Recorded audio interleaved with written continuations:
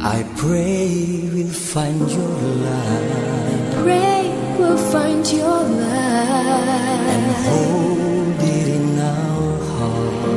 and hold it in our heart. When stars go out each night, When stars go out each night, wonders where you are. Let this be our prayer. let this be our When prayer. shadows fill our day, When shadows fill our day, lead us to a place. guide us with your grace. Give us faith so we'll be saved.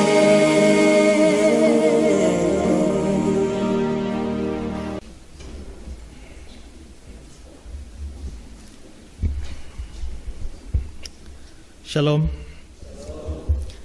Kita akan mendengarkan firman Tuhan pada malam hari ini, dan saya akan menyampaikan firman Tuhan dengan tema hidup adalah kesempatan. Boleh dikatakan bahwa ini adalah khotbah, boleh juga dianggap sebagai renungan saja. Karena sebelum saya naik di mimbar sudah ada yang memberi pesan bahwa khotbah tidak boleh lama-lama. Jadi saudara-saudara, saya tidak bisa khotbah tidak lama. Dan karena itu saya tidak berkhotbah malam ini, hanya menyampaikan renungan singkat buat kita. Jadi kalau khotbah saya 1,5 jam, berarti renungannya singkat saja, kira-kira 1 jam renungannya. Hidup adalah kesempatan. Saya mengajak kita untuk melihat teks kita dari salah satu cerita di Injil Lukas, Lukas 16 ayat 19 sampai ayat yang ke-31. Ada seorang kaya yang selalu berpakaian jubah ungu dan kain halus, dan setiap hari dia bersukaria dalam kemewahan. Dan ada seorang pengemis bernama Lazarus, badannya penuh dengan borok, berbaring dekat pintu rumah orang kaya itu, dan ingin menghilangkan laparnya dengan apa yang jatuh dari meja orang kaya itu. Malahan anjing-anjing datang dan menjilat boroknya. Kemudian matilah orang miskin itu, lalu dibawa oleh malaikat-malaikat ke pangkuan Abraham. Orang kaya itu juga mati lalu dikubur, dan sementara dia menderita sengsara di alam maut, dia memandang ke atas, dan dari jauh dilihatnya Abraham dan Lazarus duduk di pangkuannya. Lalu dia berseru, katanya, "Bapak Abraham, kasihanilah aku, suruhlah Lazarus supaya ia mencelupkan ujung jarinya ke dalam air dan menyejukkan lidahku, sebab aku sangat kesakitan dalam nyala api ini." Tapi Abraham berkata, "Anak, ingatlah bahwa engkau telah menerima segala yang baik sewaktu hidupmu, sedangkan Lazarus segala yang buruk. Sekarang ia mendapat hiburan dan engkau sangat menderita. Selain daripada itu, di antara kami dan engkau terbentang jurang yang tak terseberangi, supaya mereka yang mau pergi dari sini kepadamu, atau mereka yang mau datang dari situ kepada kami, tidak dapat menyeberang."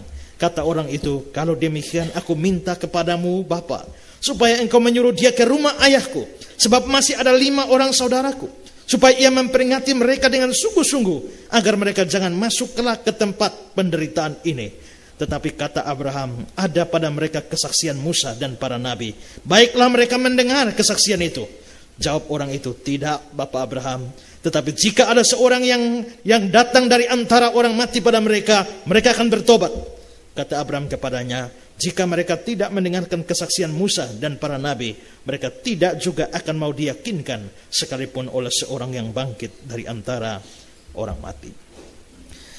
Saudara-saudara yang terkasih, tema kita ini hidup adalah kesempatan. Kalau temanya hidup adalah kesempatan, secara implisit adalah kesempatan itu tidak selalu ada. Berarti ada saatnya hidup itu menjadi tidak ada. Atau dengan kata lain, ada saatnya kita berhenti hidup, ada saatnya kita mati.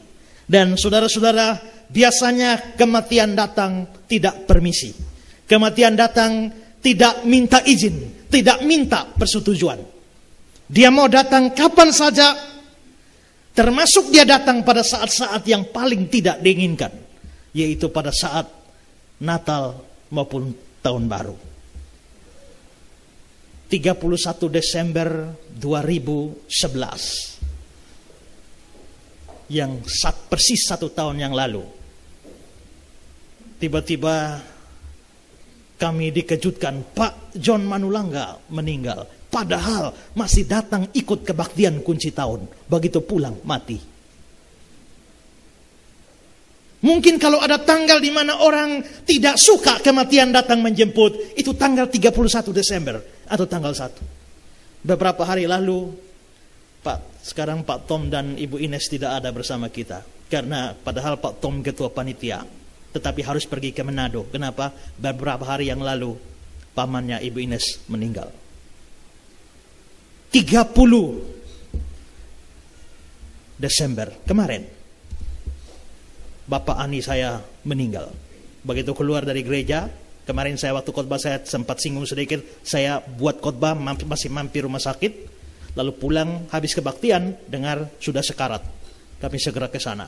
Segera ke sana sampai sore jam 3-4 pulang, belum meninggal, jam 5 kabarnya meninggal. Mestinya mereka minta saya malam ini bikin kebaktian penghiburan. Tapi saya tidak bisa karena kita pasti sampai lat. Saya bilang besok malam bagian saya untuk kebaktian penghiburan. Tapi itulah, hidup bisa berakhir dan kalau mau datang jemput tidak pakai persetujuan, waktunya juga tidak sepakat dengan kita. Dia mau datang kapan saja, selalu datang. Dan saudara, itu juga yang terjadi dengan Lazarus dan orang kaya ini. Di dalam Lukas 16 ayat 22 dan 23, kemudian matilah orang miskin itu. Lalu ayat 23, orang kaya itu juga mati. Bahkan tidak diduga sama sekali. Seperti dalam kisah yang diceritakan Yesus, orang kaya yang bodoh. Dalam Lukas 12, 16-20. Ada seorang kaya, tanahnya berlimpah-limpah hasilnya. Dia bertanya dalam hatinya, apakah yang harus aku perbuat? Sebab aku tidak mempunyai tempat di mana aku dapat menyimpan hasil tanahku. Lalu katanya, inilah yang akan aku perbuat. Aku akan merombak lumbung-lumbungku, akan mendirikan yang lebih besar. Aku akan menyimpan di dalam segala gandum dan barang-barangku. Sesudah itu aku akan berkata pada jiwaku, jiwaku, ada padamu banyak barang, tertimbun bertahun-tahun lamanya. Beristirahatlah, makanlah, minumlah, bersenang-senanglah. Rencananya matang, semua apa yang dia mau buat sudah dia siapkan sedemikian rupa. Tapi ayat 20, tapi firman Allah kepadanya, hai engkau orang bodoh, pada malam ini juga jiwamu akan diambil daripadamu. Apa yang kau sediakan itu untuk siapa nanti? Berarti kematian datang tidak permisi, tidak ada fenomena atau gejala. Kadang-kadang ada orang sadar mau mati, tapi kadang-kadang ada orang tidak sadar sama sekali maut menjemput dia. Hal yang sama saudara bisa terjadi pada saudara dan saya. Ingat saudara, Tuhan sudah menetapkan segala sesuatu. Berarti Tuhan sudah menetapkan waktu kematian kita. Dan kalau Tuhan sudah menetapkan waktu kematian kita, tidak ada satu orang bisa lewat 1 mili pun. Tidak bisa. Lewat 1 detik pun tidak bisa. Mazmur 39 ayat 5 dan 6 berkata, ya Tuhan, beritahukanlah kepadaku ajalku dan apa batas umurku, supaya aku mengetahui betapa fananya aku ini. Sungguh hanya beberapa terlempap saja. Kau tentukan umurku. Tuhan sudah tentukan umur kita masing-masing. Tuhan sudah tentukan si A mati 37 tahun. Si B mati 67 tahun. Si C mati 102 tahun. Si A mati umur 2 hari. Tuhan sudah tentukan semua. Sudah tetapkan semua. Dan kalau Tuhan sudah tetapkan, tidak ada satu orang bisa lewat. Matius pasal 6 ayat 27. Siapakah di antara kamu yang karena kekhawatirannya dapat menambah sehasta saja pada jalan hidupnya? Sehasta, 1 hasta itu 45 cm. Berarti siapakah kalau hidupnya di sini dia bisa tambah 45 cm ke depan? Tidak ada orang bisa tambah. Berarti Tuhan sudah tentukan hari, tahun berapa, bulan berapa, hari apa, jam berapa, menit ke berapa, detik berapa, itu saudara mati, maka saudara akan mati. Berarti tiap kali kita ulang tahun, kita mendekati kubur, Maka orang yang berulang tahun mestinya sedih juga ya. Karena stok umur berkurang. Karena waktu yang Tuhan kasih berkurang 1 tahun lagi. Jadi memang kita bersuka cita kalau ada orang ulang tahun. Tapi mestinya orang ulang tahun juga mesti pikir bahwa stoknya sudah berkurang. Kalau Tuhan tetapkan orang mati kapan Tuhan sudah tentukan. Dan bahwa Tuhan tentukan segala sesuatu. Termasuk Tuhan tentukan mati di mana. Ada orang yang berkata, saya ini kepengen tahu saya mati di mana. Kenapa? Kalau saya tahu saya mati di situ, saya sampai kapanpun tidak mau ke situ. Kalau saya tahu saya mati di Soe, sampai kapanpun saya tidak akan pergi ke Soe. Tapi siapa tahu mati di mana? Dari Irak ada cerita, ada seorang pelayan atau pembantu dari seorang raja pergi ke pasar. Begitu dia pergi ke pasar, dia lihat malaikat maut ada di sana dan panggil-panggil dia. Ini alamat lagi, ini hari dia jadi almarhum.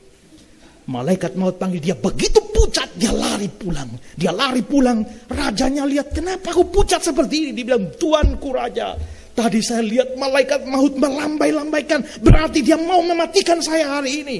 Tolong, saya ketakutan, kasih saya kuda, saya mau lari ke kota sebelah, namanya kota Samara.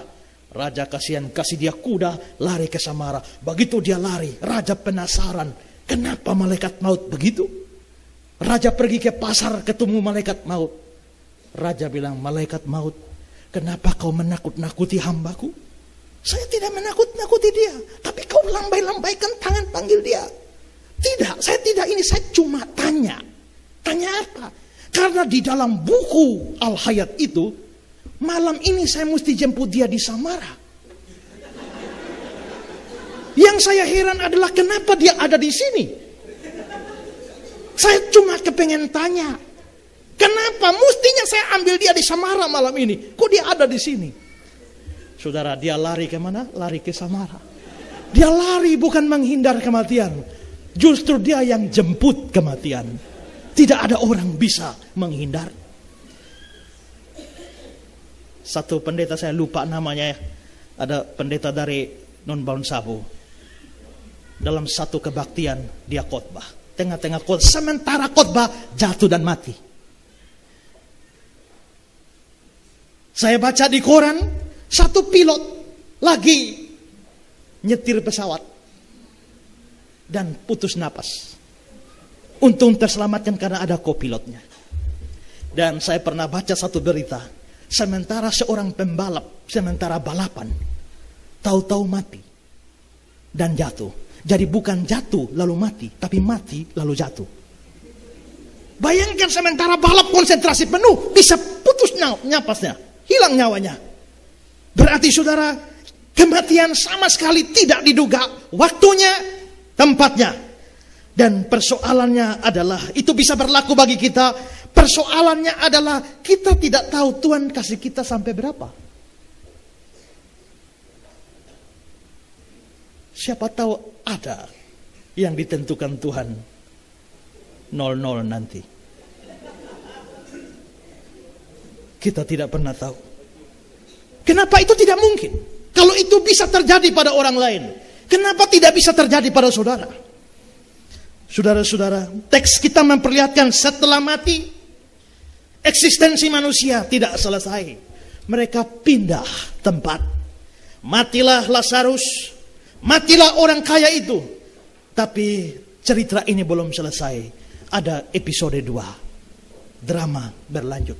Dan kalau saudara baca ceritanya, episode pertama di dunia hanya disinggung 2-3 ayat. Sisanya episode kedua di sebelah sana. Berarti di sana lebih panjang dari di sini.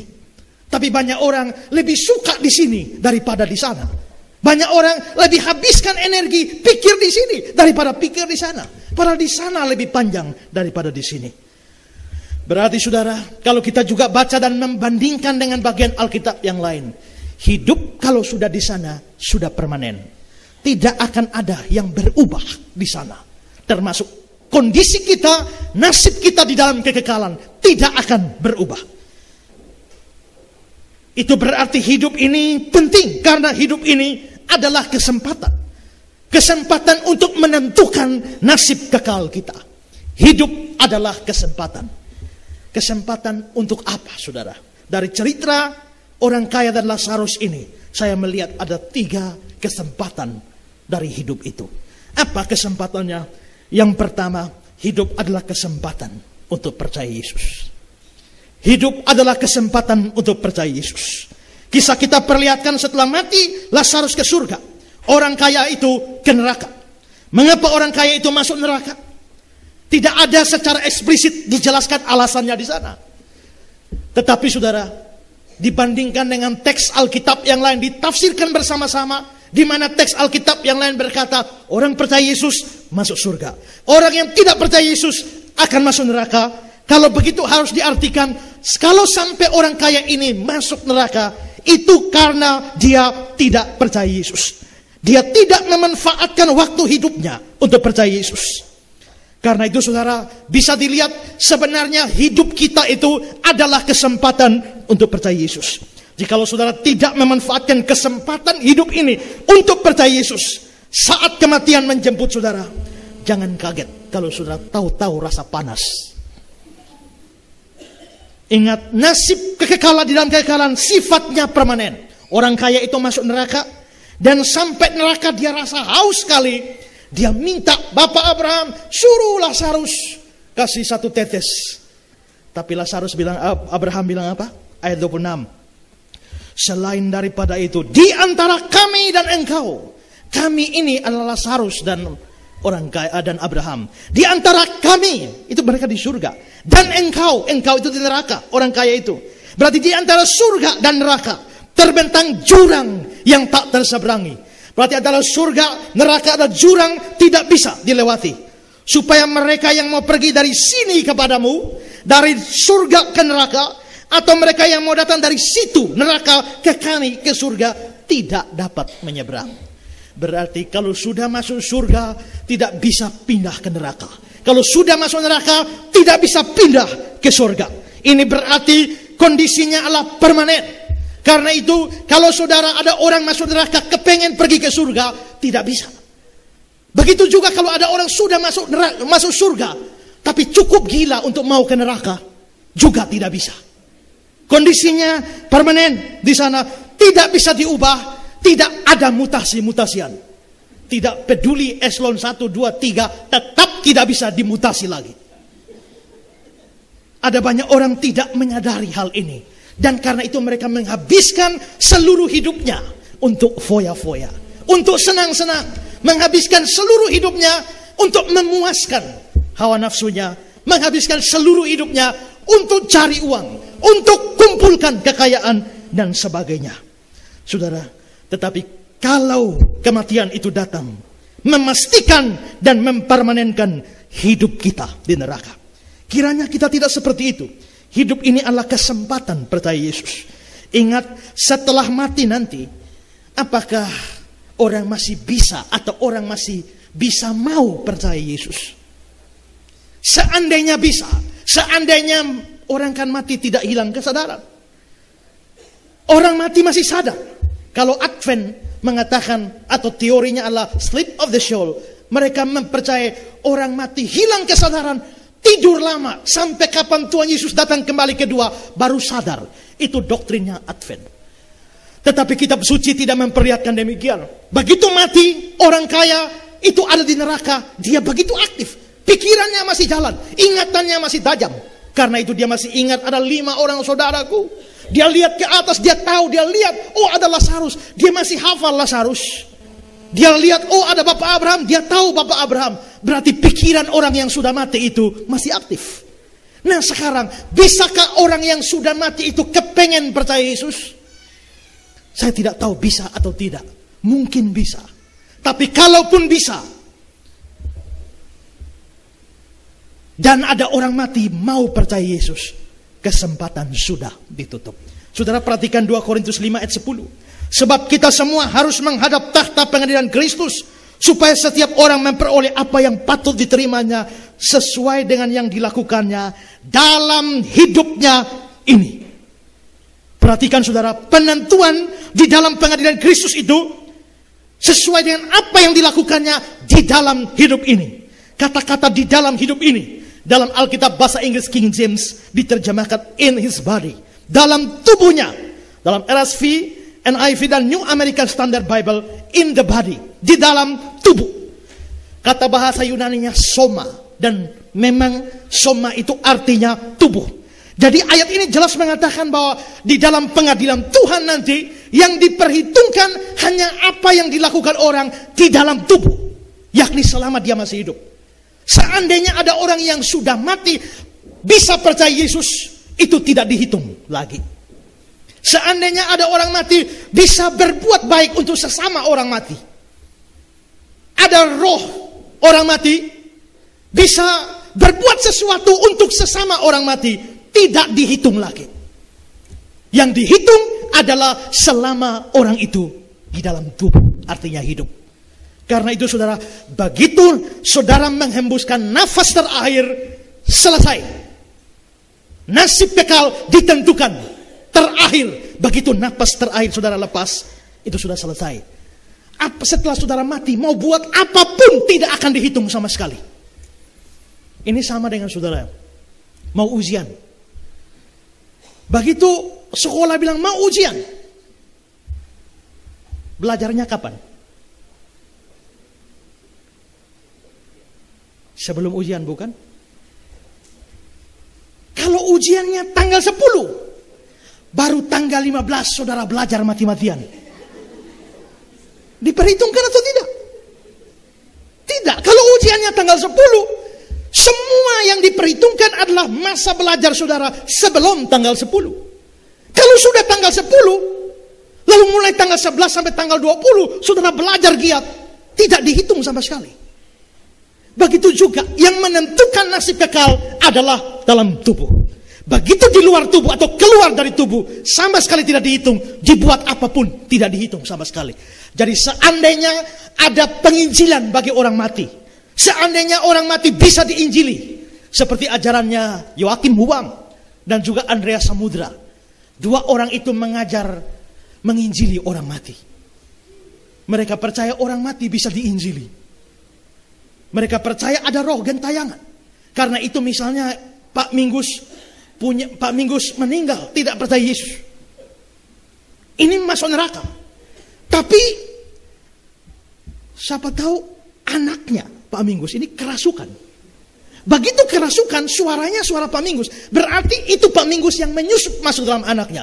Begitu menyusup masuk, segera injili. Kalau dia percaya berarti Pak Mingus selamat. Itu ajarannya Joachim Huang dan Andreas Samudra, penginjilan pada orang mati. Seandainya penginjilan pada orang mati itu memang ada, memang bisa, dan ada orang mati percaya Yesus, tetap menurut ayat ini tidak bisa terhitung lagi.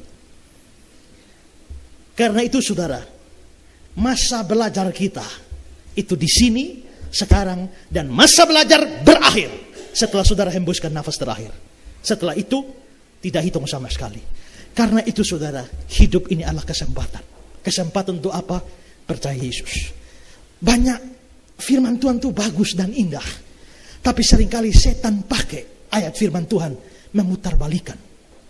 Coba saudara bayangkan, penjahat di samping Yesus pas mau mati, ingatlah aku kalau engkau datang sebagai raja, dan dia selamat. Orang kalau mati di detik terakhir saja hidupnya percaya Yesus, sebelumnya detik terakhir percaya Yesus, dia selamat. Maka itu indah bahwa tidak ada kata terlambat selama kita masih hidup. Tidak ada kata terlambat untuk percaya Yesus. Tapi setan memakai cerita itu untuk memberitahukan pada orang lain, jangan percaya sekarang, toh pas mau mati baru percaya juga selamat. Maka banyak orang ikut itu. Kalau begitu tunggu mau mati. Persoalannya kita tidak tahu tunggu mau mati. Baik kalau sadar mau mati, tapi sebentar keluar dari sini tangki lipat saudara.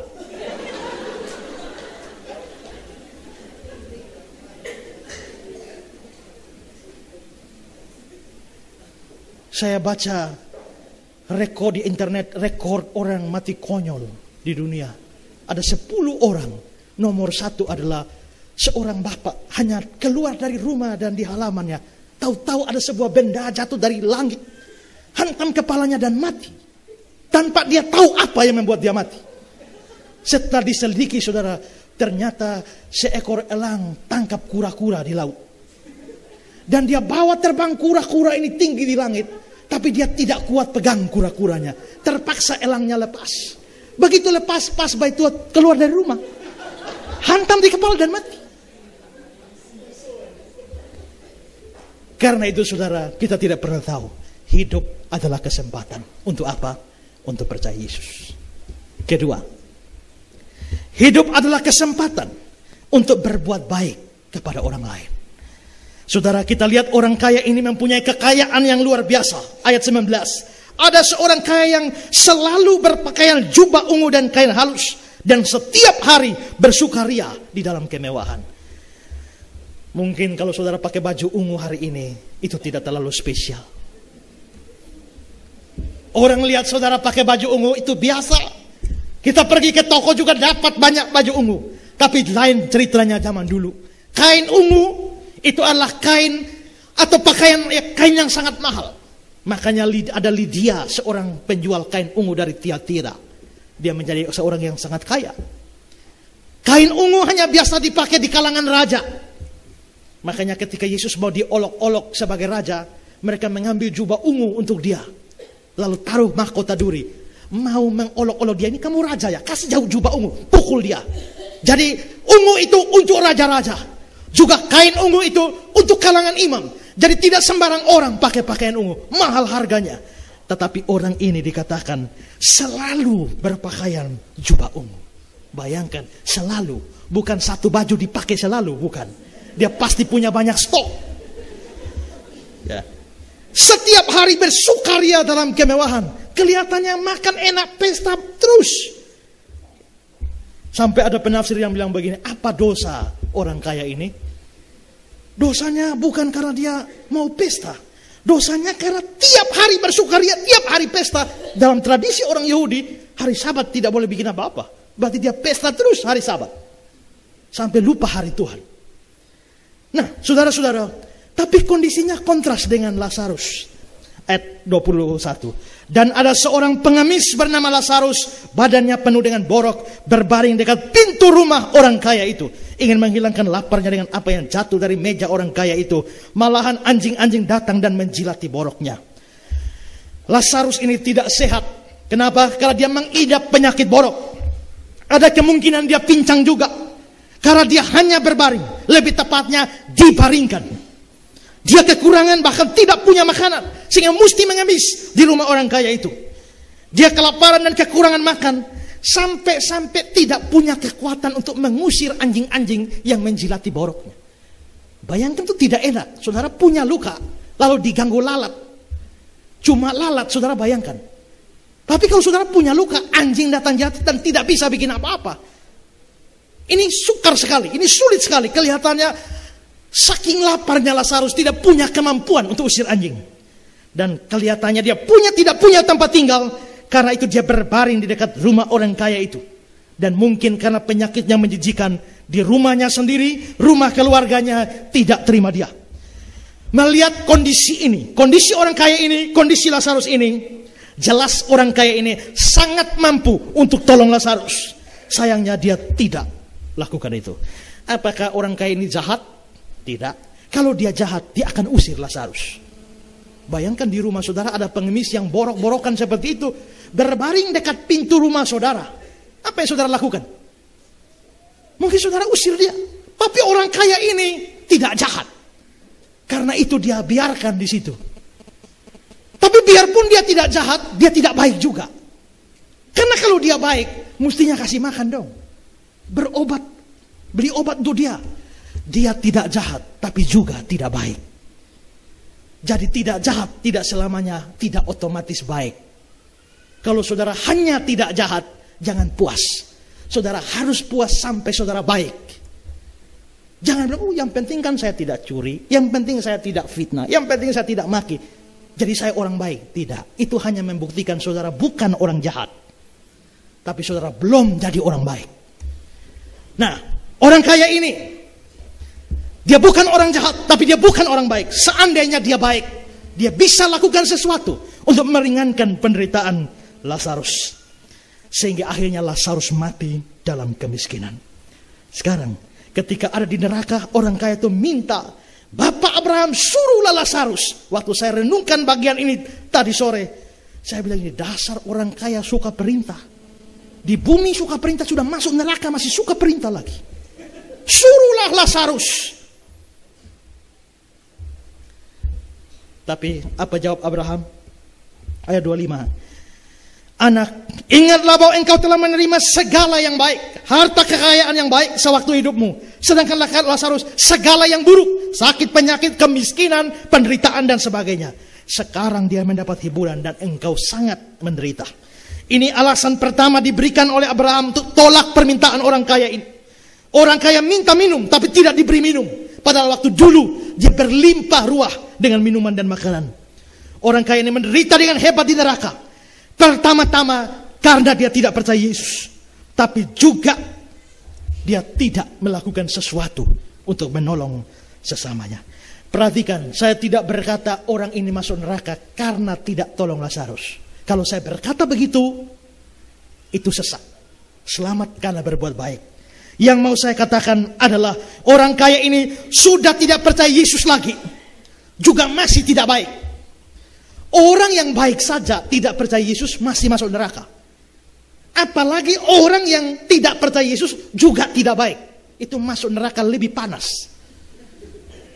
Dan orang kaya ini seperti itu. Kalau saudara sudah percaya Yesus, saudara pasti masuk surga. Saudara masuk surga bukan karena buat baik, tapi karena iman. Tapi setelah percaya Yesus, surga itu pasti kalau Tuhan masih kasih hidup. Hidup saudara adalah kesempatan untuk berbuat baik kepada orang lain. Berbuat baik kepada orang lain dari seorang yang beriman itu sama dengan berbuat untuk Tuhan. Di dalam Matius 25 ayat 34 sampai 40 dikatakan demikian. Dan raja itu berkata kepada mereka yang di sebelah kanannya, ini orang-orang percaya, mari hai kamu yang diberkati oleh Bapakku, terimalah kerajaan yang disediakan bagimu sejak dunia dijadikan. Sebab ketika aku lapar, kamu beri aku makan. Aku di sini Tuhan. Tuhan bilang, ketika aku lapar, kamu beri aku makan. Ketika aku haus, kamu beri aku minum. Ketika aku seorang asing, kamu beri aku tumpangan. Ketika aku telanjang, kamu beri aku pakaian. Ketika aku sakit, kamu melawat aku. Ketika aku di dalam penjara, kamu mengunjungi aku.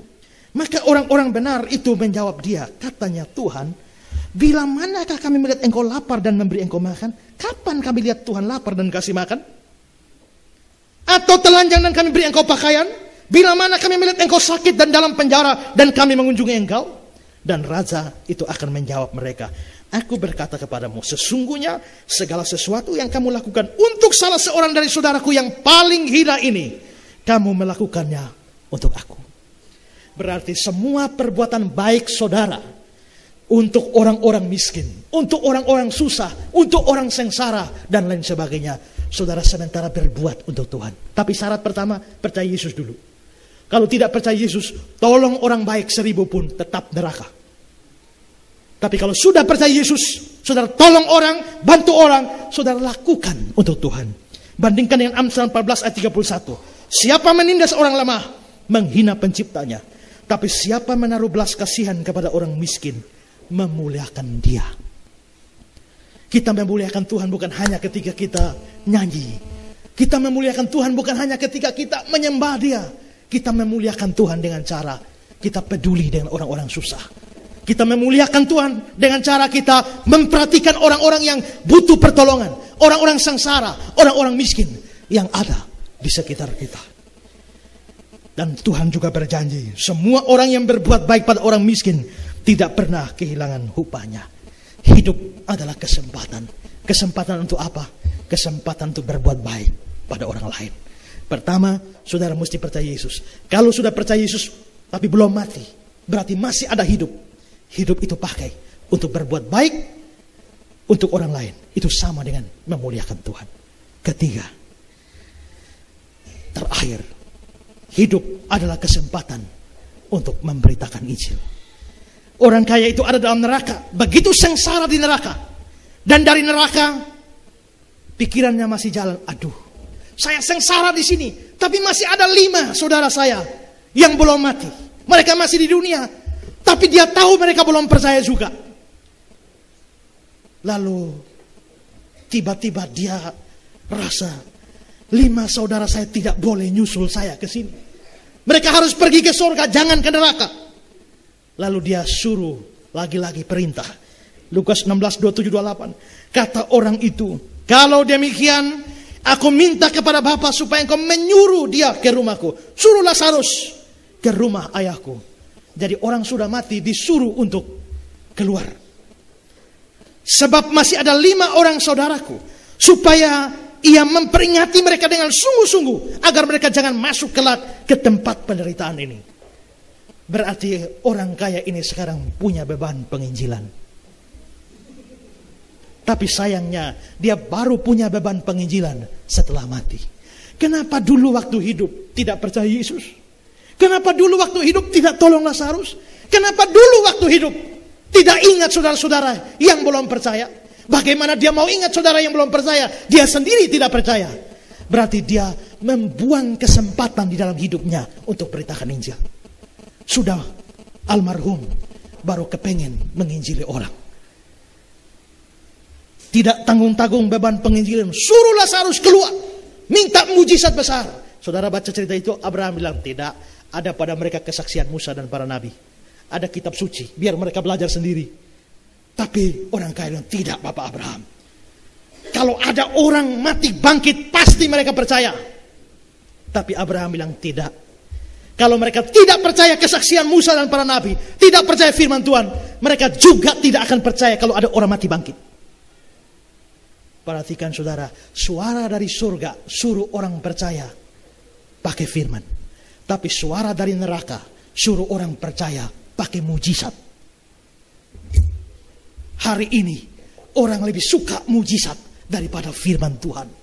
Orang bilang kalau ada mujizat orang pasti percaya. Kalau ada mujizat banyak orang pasti bertobat. Aneh saya, kok ini mirip suara dari neraka. Tapi Bapak Abraham bilang tidak. Kalau mereka tidak percaya kesaksian firman Tuhan, mereka tidak akan percaya mujizat paling besar, orang mati bangkit. Itu suara dari surga. Karena itu kalau saya suruh orang percaya Yesus, saya tidak perlu pakai mujizat. Saya pakai firman Tuhan. Itu tidak berarti mujizat salah. Tapi mujizat harus diingat. Ada banyak yang palsu. Dan mujizat tidak pernah bisa melahirkan iman yang sejati. Saudara-saudara, dia sudah mati, baru punya beban untuk orang lain yang belum percaya. Apa manfaatnya? Tidak ada. Abraham bilang tidak bisa. Berarti saudara, dia mungkin menyesal. Kenapa tidak bisa?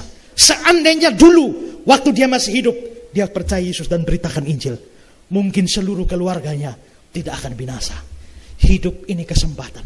Untuk apa? Untuk beritakan Injil. Kalau saudara sudah percaya, saudara pasti masuk surga. Tapi ingat, apakah istrimu sudah percaya? Apakah suamimu sudah? Saya tidak omong orang Kristen. Karena banyak orang Kristen KTP. Saya pernah baca status seseorang, dia bilang, saya bukan orang Kristen KTP elektronik. Mau elektronika bukan elektronika. Tapi kalau bukan Kristen sejati, saya tahu ada banyak orang bukan Kristen sejati. Mereka tidak pernah mendapatkan keselamatan. Adakah mereka adalah suamimu, istrimu, anak-anakmu, papa mamamu, dan sebagainya. Hari ini kalau ada orang mati, pendeta selalu berkhotbah. Bapak kekasih kita atau ibu kekasih kita ini sudah berkumpul dengan Tuhan di surga. Tahu dari mana? Saya tidak berani omong begitu kalau saya tidak tahu persis imannya. Kalau saya tahu persis imannya, saya akan berkata demikian. Tapi kalau saya tahu persis dia tidak beriman, sekarang ini almarhum sudah di neraka. Tapi kalau tidak tahu, ya sudah, tidak usah omong. Tidak usah urus dengan yang sudah mati. Uruslah dengan yang masih hidup. Saudara-saudara, almarhum sekarang sudah mati. Satu hari nanti kita sekarang lihat dia semua berkeliling dan menangisi dia. Satu hari nanti saudara kaku dan semua orang akan menangisi saudara. pada saat seperti itu saudara ada di mana? Lebih baik urus orang hidup daripada orang mati. Biarkanlah orang mati menguburkan orang mati. Nah, saudara-saudara, kalau ada di antara orang-orang terkasih saudara yang belum percaya Yesus, itu kesempatan. Hidup adalah kesempatan, beritakan Injil pada mereka. Beberapa tahun lalu kakek saya meninggal. Waktu dia mulai sakit-sakit dan sebagainya, saya pikir ini kesempatan Injili dia. Ingatannya masih tajam. Lalu saya akhirnya ajak dia bicara satu saat. Saya tanya Bai, kira-kira kalau Bai mati, Bai masuk surga atau neraka? Ini EE. Lalu Bai bilang, ya masuk surga. Bahwa orang yakin mati masuk surga belum tentu dia sudah Kristen sungguh-sungguh. Lalu saya tanya, kenapa Bai yakin mati masuk surga? Karena Bai rajin gereja? Bukan. Karena Bai kasih tanah di gereja. Karena tanah di Pulau Semau itu untuk gereja itu tanahnya Bai. Karena Bai kasih sumbang tanah di gereja. Bukan. Karena Bai punya Bai pendiri gereja. Dia bilang bukan juga. Terus kenapa Bai yakin mati masuk surga? Ya dia bilang, ya karena saya percaya Tuhan Yesus. Kenapa Bai percaya Tuhan Yesus masuk surga? Ya karena saya percaya Tuhan Yesus hapus dosa saya semua. Dia masuk surga. Ini iman yang benar. Untuk memastikan dan meneguhkan itu, saya kembali jelaskan. Iya baik, kita semua ini orang berdosa dan saya injili dia. Akhirnya dia mati. Dia mati, saya yakin dia masuk surga. Karena saya memastikannya lewat pemberitaan Injil. Bagaimana dengan kita? Hidup adalah kesempatan untuk beritakan Injil pada orang lain. Hari ini terakhir kita di 2012. Besok masuk 2013. Berarti minimal sampai detik ini waktu saudara dengarkan saya, Tuhan masih kasih kesempatan saudara hidup. Kita tidak tahu hari besok kita masih hidup atau tidak. Karena itu jangan buang kesempatan ini. Percaya Yesus. Kalau ada orang tidak percaya di sini, percaya Yesus sebelum 1 jam lagi. Karena 1 jam lagi kita tidak tahu. Tapi kalau saudara sudah percaya Yesus dan besok masih hidup, itu kesempatan berbuat baik pada orang lain dan kesempatan beritakan Injil kepada orang-orang yang belum percaya. Hidup adalah kesempatan. Jangan lewatkan kesempatan ini. Di dalam bahasa Yunani ada 2 kata yang sama-sama berarti waktu. Kata yang pertama kronos. Kronos itu kata waktu yang selalu ada. Selalu berulang. Hari ini ada pagi. Besok ada pagi lagi.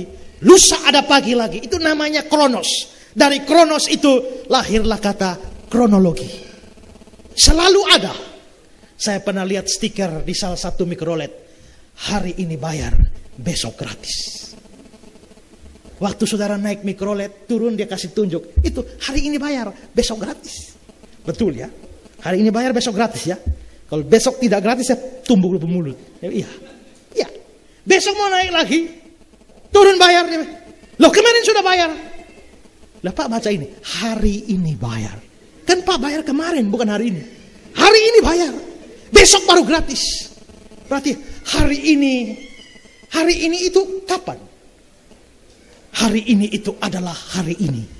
Hari ini itu sekarang. Sekarang bukan tadi. Sekarang bukan nanti. Sekarang adalah sekarang. Itu kronologi. Tapi kata yang kedua itu di dalam bahasa Yunani bukan kronos, kairos. Kairos itu waktu yang ada tapi tidak selamanya ada. Hari ini bisa ada, besok bisa tidak. Itu kairos. Kalau malam hari ini, katakanlah bahwa di dalam ramainya Natal, di Polda ada acara Julia Perez datang. Ini kesempatan. Karena besok belum tentu Jupe datang lagi. Ini kesempatan. Berarti kedatangan Jupe adalah kairos. Kesempatan. Kairos ini apa sebenarnya? Kairos ini sebenarnya di Yunani ada suatu patung yang aneh. patung ini setengah dari kepalanya ke depan botak, ini penuh rambut, tapi dari setengah ke belakang botak licin. Lalu tulis di bawah Kairos. Kenapa? Kok di depan penuh rambut, di belakang licin botak? Nama saya Kairos, nama saya kesempatan. Artinya, kalau kesempatan itu datang ke hadapanmu, tangkap dia di rambutnya. Tapi kalau dia sudah lewat, baru mau pegang, sudah cuma dapat botaknya, tidak dapat apa-apa lagi. Inilah patung Kairos itu. Di depan rambutnya panjang. Kalau Kairos itu menghampirimu, tangkaplah dia. Ketika dia sudah lewat dan berbalik belakang, saudara tidak akan pernah dapat apa-apa lagi. Hidup ini adalah Kairos, kesempatan. Mari, angkat tangan semua. Seperti saya. Mari, semua angkat tangan seperti saya. Hidup adalah kesempatan untuk percaya Yesus. Ikut. 2. Hidup adalah kesempatan berbuat baik. 3. Hidup adalah kesempatan untuk memberitakan Injil. Tutup baik-baik, taruh di saku. Hadiah tahun baru dari saya. Hidup adalah kesempatan. Tuhan memberkati kita. Selamat tahun baru. Amin.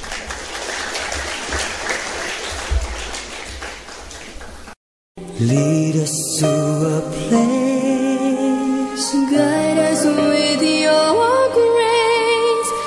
Give us faith so we